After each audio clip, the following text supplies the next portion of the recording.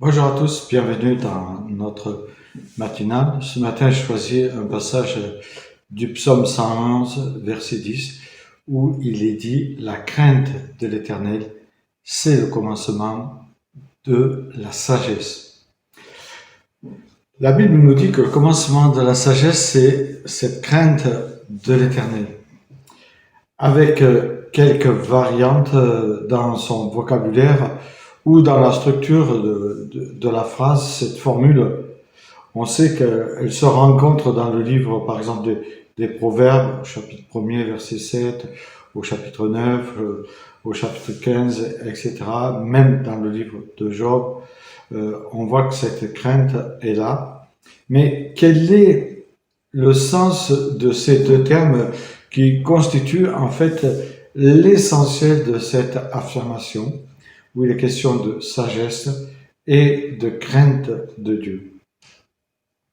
Dans ce passage biblique, le mot crainte, qui est tiré de l'hébreu ira, signifie qu'il inspire le respect, mais aussi, il faut le dire, il ne faut pas avoir peur de le dire, aussi une terreur, c'est-à-dire un jugement à venir. Il est effectivement question du respect, mais aussi de cette peur de l'Éternel, d'avoir en fait, on pourrait le comparer à d'autres passages où il dit d'avoir cette haine du mal. Dieu doit aussi être craint parce qu'il peut se mettre en colère et exercer son jugement ici-bas tout de suite lorsque c'est nécessaire, en tout cas lorsqu'il pense que c'est nécessaire. On le voit dans le Nouveau Testament, l'histoire d'Ananias et Saphira, et on a pu peut-être l'expérimenter dans notre vie de tous les jours. Mais souvent, nous préférons occulter la question du jugement à venir, du jugement qui peut tomber. Nous ne voulons pas forcément l'entendre.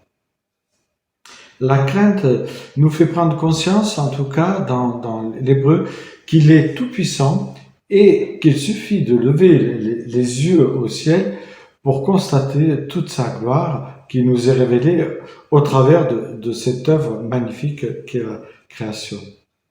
David dira « Qu'est-ce que l'homme pour que tu penses à lui, pour que tu te souviennes de lui ?» suivant les versions. La crainte de l'Éternel, c'est aussi forcément la découverte que le Dieu très haut, créateur du ciel et de la terre, a donné ce qu'il avait de plus cher, son Fils bien-aimé pour nous, pour toi, pour moi. Qu'il a pris sur lui, en fait, toute notre misère, tous nos péchés, et qui nous a délivrés, et qu'une nouvelle page s'ouvre devant nous. Sans cette connaissance du Fils comme notre Rédempteur et du Père comme notre Père en Christ, nous ne connaissons tout simplement pas Dieu correctement. En tout cas, on aura du mal à le connaître correctement. Nous ne pouvons le craindre correctement, si j'ose dire. En ouvrant nos yeux pour connaître Dieu comme Père, l'Esprit va transformer notre cœur pour qu'il le craigne en fait, d'une crainte, on pourrait dire d'une crainte douce et filiale, qui nous donne en fait cette sagesse, qui est une sagesse qu'on peut qualifier de divine.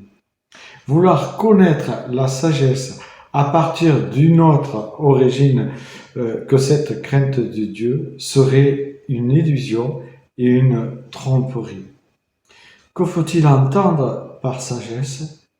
La sagesse de Dieu n'est pas seulement une attitude, comme on pourrait dire, morale, qui établirait une différence entre l'homme qui ferait le bien et le fou qui se plairait à faire le mal, mais elle est aussi liée, cette sagesse, à la foi, bien sûr, à l'avenir, à l'espérance d'une vie éternelle. Cette sagesse nous donne la capacité aussi de voir notre prochain au travers du sacrifice du Christ, au travers de la croix, et d'être en contact avec nos contemporains, c'est-à-dire avec le monde, mais sans être du monde, c'est-à-dire en ayant une limite avec ceux du monde. Ainsi, la sagesse divine, c'est l'Éternel qui la donne par son Esprit Saint qu'il a mis en nous, si nous lui appartenons bien sûr. En lisant l'Écriture, on se rend compte que la sagesse, la crainte de Dieu, la haine du mal ne peuvent qu'être inséparables d'une marche sainte, c'est-à-dire d'une marche dans la sanctification, sans laquelle personne ne peut voir le Seigneur. On pourrait tout simplement exprimer ce passage en d'autres termes, comme par exemple l'obéissance au Seigneur est le commencement de sa connaissance, car la sagesse de Dieu ne se limite pas à une accumulation de connaissances, mais c'est la mise en pratique de cette dernière. Bonne réflexion à chacune et chacun.